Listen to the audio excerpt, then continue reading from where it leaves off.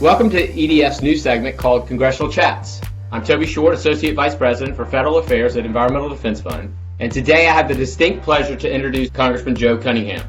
Congressman Cunningham is in his first term representing the 1st District of South Carolina, which consists of a majority of the state's coastline, including the Charleston area. He sits on the Veteran Affairs Committee and House Natural Resources Committee, which allows him to help the many military veterans in his district, as well as address environmental issues that make the coast such a beautiful place to live and visit. As engineers, it's fact-based, it's science-based, and that's what drives the work there. And I try to take that same approach to how my role is as a congressman. I think it's fundamental, and that everything be evidence-driven and data-driven, especially when it comes to policy decisions that will make an impact not just on the present day, but for generations to come.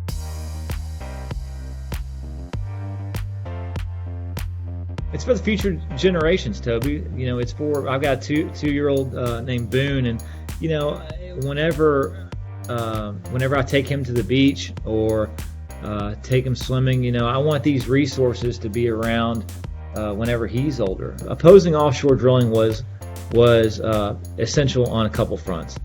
Number one, obviously, everyone knows that when you drill, you spill.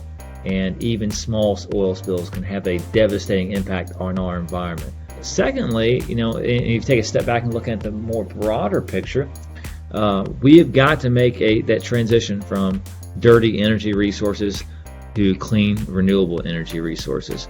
Away from oil and gas and to solar, wind, and otherwise.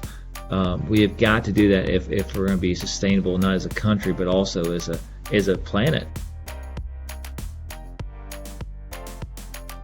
I recognize that there's an urgency here with which we must tackle climate change, and there has to be some affirmative step in the right direction, and some goal that's not only effective but also realistic. I introduced the Climate Ready Fisheries Act last October, bipartisan legislation that would help fisheries manage the current and anticipated impact of climate change. When I walk the docks over here at Shem Creek in Mount Pleasant and talk to fishermen who are working harder than they've ever worked, and only to see their catch has been smaller than it's ever been, and recognizing that the ocean acidification and increasing temperatures related to climate change have a direct impact on that. And so this legislation that we introduced would help give them the tools they need to continue fishing sustainably for generations to come. When you're able to bring people of different backgrounds together from different sides of the aisle, I think it goes to show how positive this issue is actually viewed.